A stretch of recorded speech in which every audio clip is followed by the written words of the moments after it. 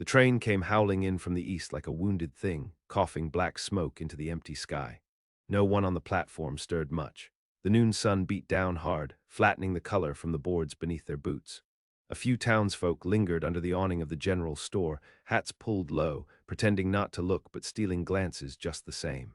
It wasn't every day a bride came through Dalton's crossing. Cassie Bellows stepped down from the train with her carpetbag clenched in both hands.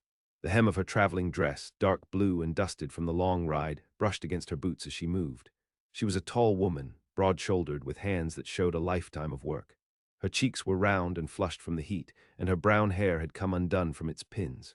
She blinked against the sun, heart hammering with something close to dread. She had written every letter carefully, speaking plainly about herself, about the farm she'd kept after her father died, the work she could do, the bread she could bake, the cows she could milk. She hadn't lied about her size or her strength. She didn't see reason to. Life demanded such things. But when she saw the man waiting for her, Mr. Ezra Cook, the one she had been promised to, she knew by the tightening of his mouth and the stiffening of his posture that something had curdled before a single word was spoken. He walked toward her clean-shaven, narrow as a whippet, with a hat pulled low and a coat too fine for the dust. His gaze flicked up and down her form, and she felt it like the back of a hand across her face. He tipped his hat, but his voice was stiff. "Miss Bellows," he said. "Yes, sir," she answered, trying to keep her voice steady. "You'll find," he said, glancing sideways at the men gathered by the store, "that the arrangements have changed. A misunderstanding. A man has his expectations. I can't see us proceeding." Cassie stood there as if rooted. She felt her hands clamped tighter around the carpetbag. The crowd behind him was growing bolder now, murmuring, some chuckling low in their throats. Cassie's cheeks burned hotter than the sun. "I came all this way," she said, her voice cracking against the dry wind. Ezra shifted his weight, boots scraping the platform. "You'll be provided lodging for the night. After that, you'll have to make other arrangements."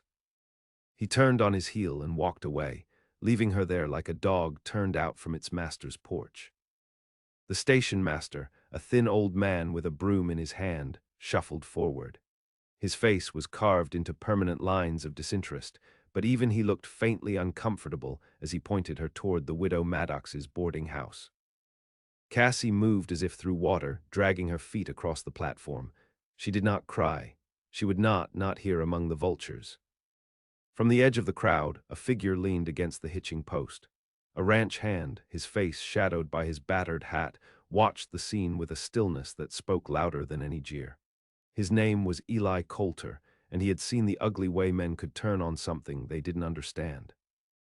He watched Cassie disappear up the street, the heavy fall of her boots raising little clouds of dust. Something twisted inside him, not pity, recognition, like calling to like.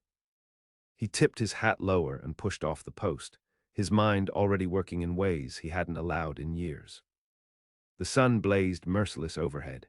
The town swallowed the girl whole. And Eli Coulter followed. The boarding house sat at the far end of town, past the broken fence and the stand of half-dead cottonwoods. Widow Maddox met Cassie at the door, a severe woman with iron-gray hair and a long apron stiff with flour. She barely said 2 words before showing her up the narrow stairs to a room that smelled of old soap and loneliness. Cassie laid the carpetbag at the foot of the iron-framed bed and sat down hard beside it. The springs groaned beneath her weight.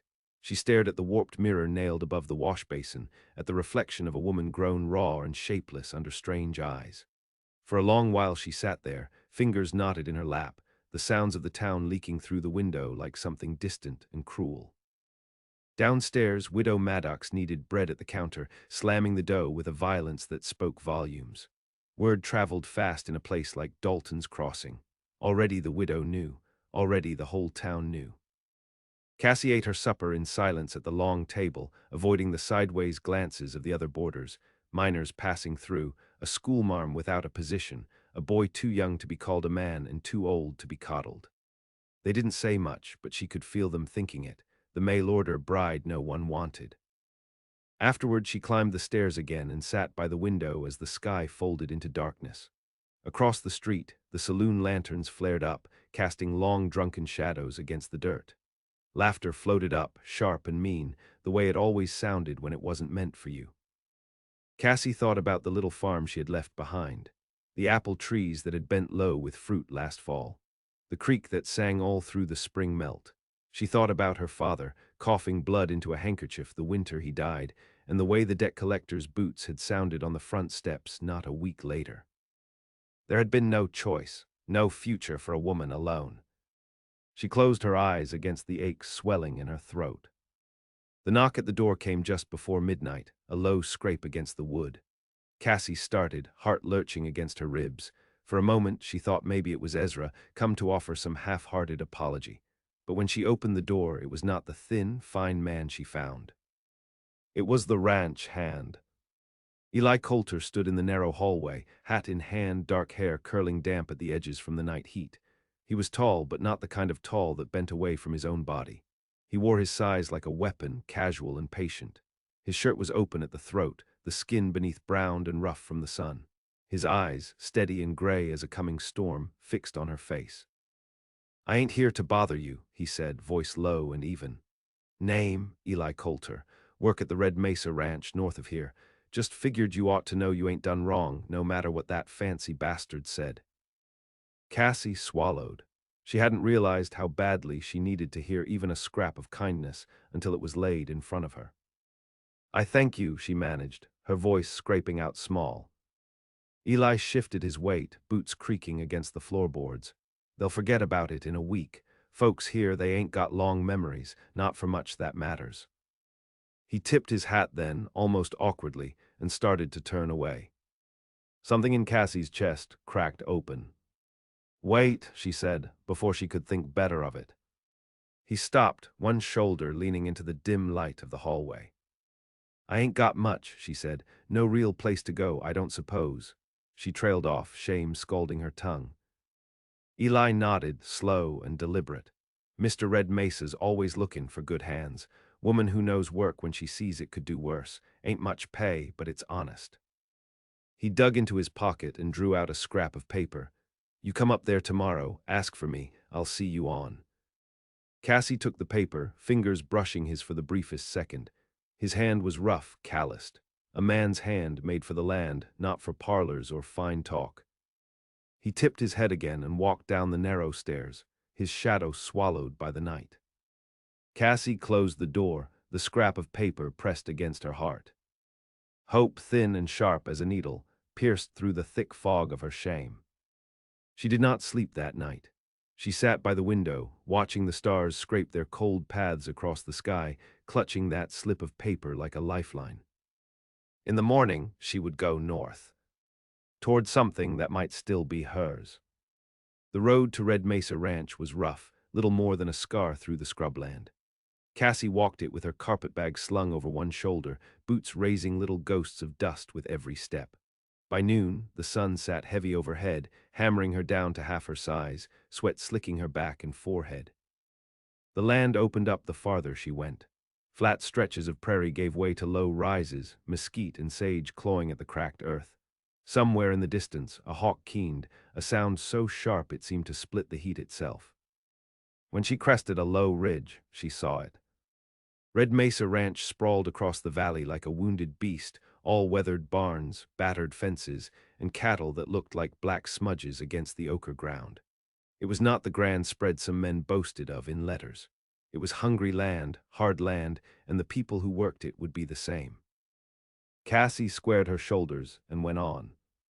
A pair of ranch hands were working the corral when she arrived, hammering new planks into place where the cattle had busted through.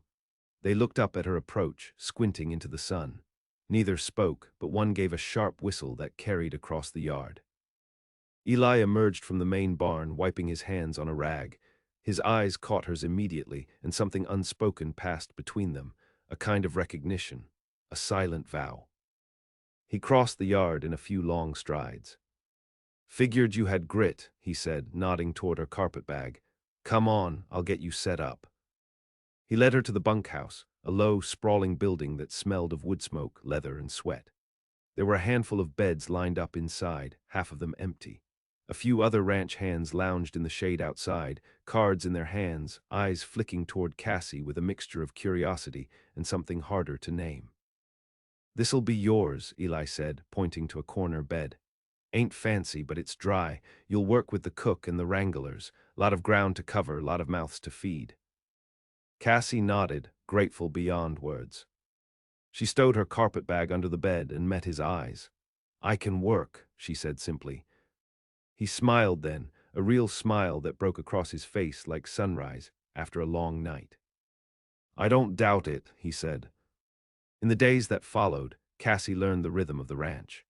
Up before first light, stoking the cook stove until it roared like a beast, kneading bread with arms that ached from the effort, hauling buckets from the well, mending torn gear with stitches so tight and fast that the men stopped teasing and started bringing her their things without a word. At first, there were mutters.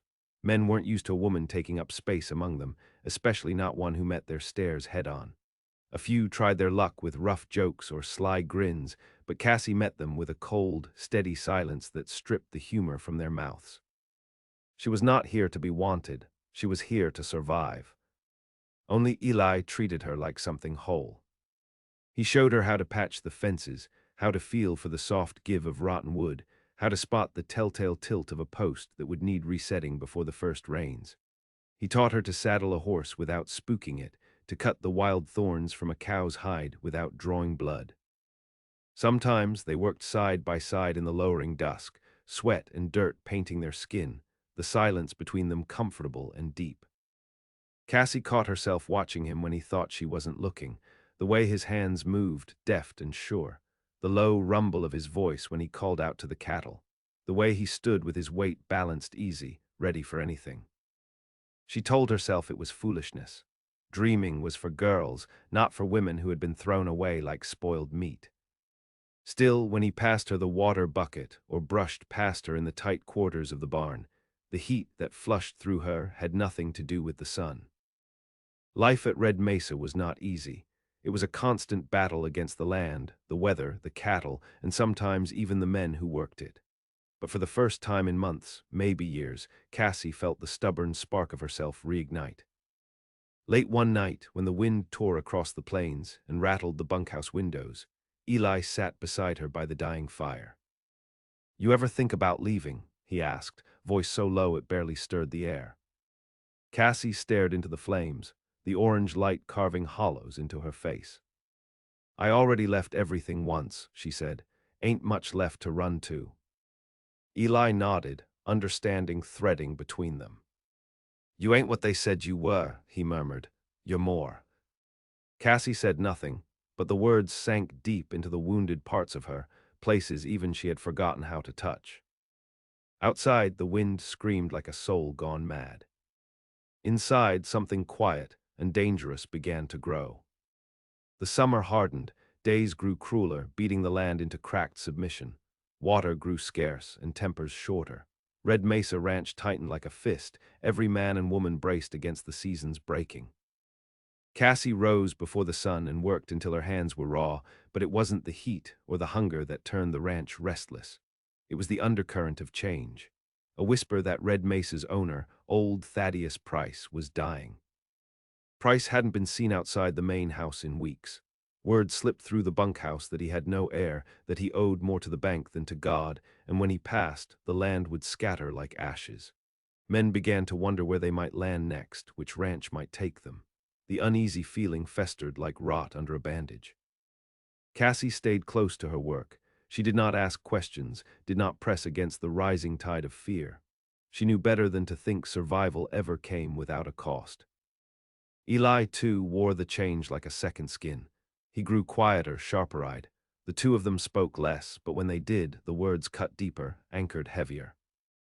It was after a dust storm tore through the ranch, stripping the paint from the walls, driving cattle near mad, that the first real trouble found them. A group of men from town rode up the dirt track, their horses lathered and mean. Ezra Cook rode at the head, a black hat pulled low and a sly smile on his thin mouth. Beside him, two men Cassie recognized vaguely from the saloon, the kind who took what they wanted and paid in bruises and broken teeth. They dismounted without asking and strode into the yard like they already owned the place.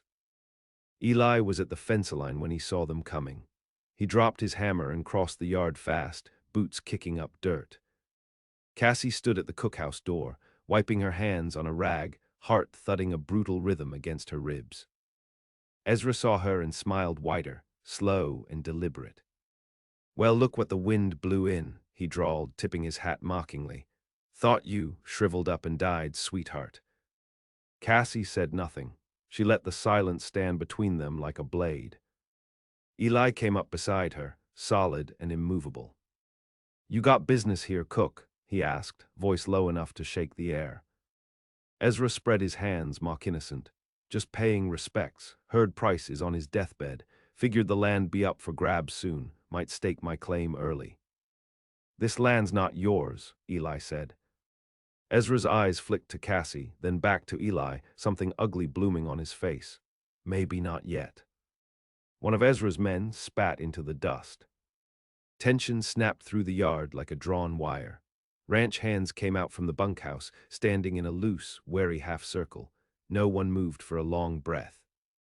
Eli stepped forward, between Cassie and the men. "You best turn around," he said, deadly calm. Ezra laughed, a sharp, grating sound. But he saw the way Eli stood, weight balanced, fists loose at his sides. He saw the glint in Cassie's eyes, hard and unbroken, and he counted the tired, desperate faces of the ranch hands gathering behind them. Ezra Cook was a coward at heart. He pulled his horse around with a savage yank and spat a curse into the dust. "This ain't over," he called as he rode off. Cassie watched them disappear into the heat shimmer. Her hands trembled at her sides, but she did not let it show.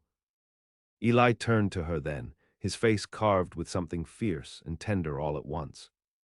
"You're safe here," he said. Cassie shook her head. "Ain't no such thing." He opened his mouth, then closed it again, recognizing the truth in her words. The next few days passed like a held breath.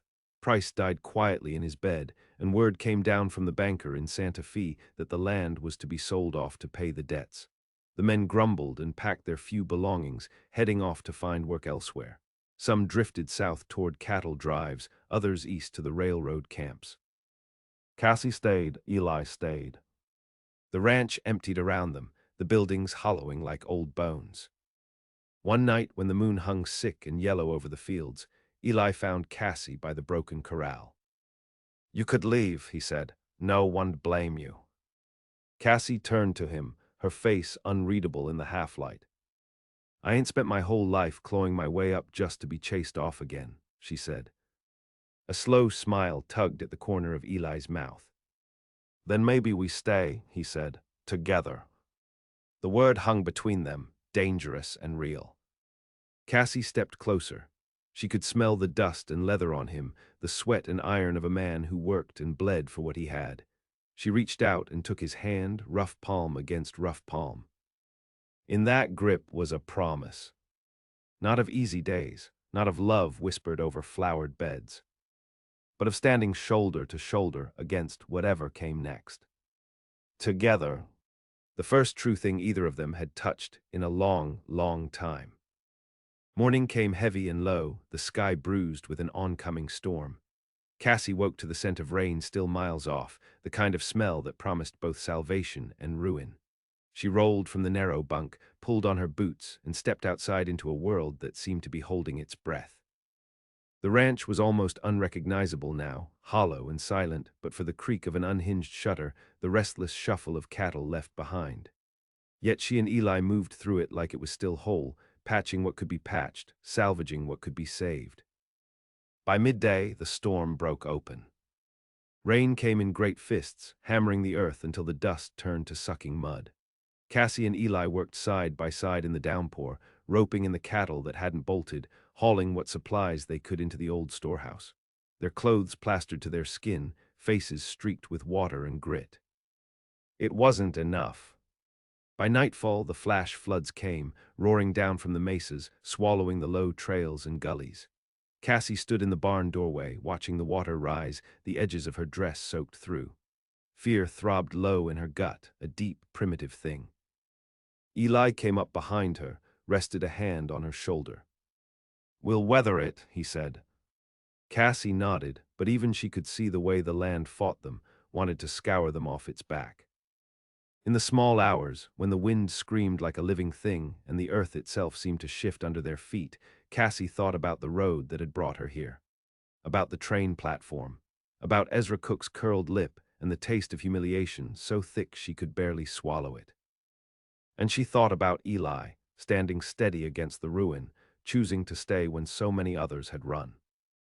When morning peeled back the clouds, the world was new and raw. Mud lay thick as blood across the fields, fences torn up, the last cattle scattered like broken promises. But they were alive. They dug out what they could, rebuilt what they couldn't, days blurred into weeks. Their hands grew rougher, their bodies leaner. At night, they fell into the same narrow bed, too tired for anything but the comfort of shared breath. The land did not give easily, but it gave. Cassie planted beans along the southern slope where the water had cut new furrows. Eli built a smokehouse from the broken boards of the bunkhouse. A few cows survived, stubborn things, and calves were born under Cassie's hands, slick and bawling and full of life. Word drifted back from town that Ezra Cook had gone bust, tried to gamble his way into a fortune and lost everything instead. Last anyone saw, he was heading east, a broken man with nothing in his pockets but debts and regrets. Cassie felt no triumph at the news. Some things weren't worth carrying. One evening, as they sat on the porch of the half-mendied house, Cassie stared out across the rough field where green shoots now dared to break through the mud. "You ever think about what might have been?" she asked, voice low. Eli tilted his chair back, hat pulled low over his eyes. "No use thinking on it," he said. "World's full of roads not taken. I'm glad for the one that led me here."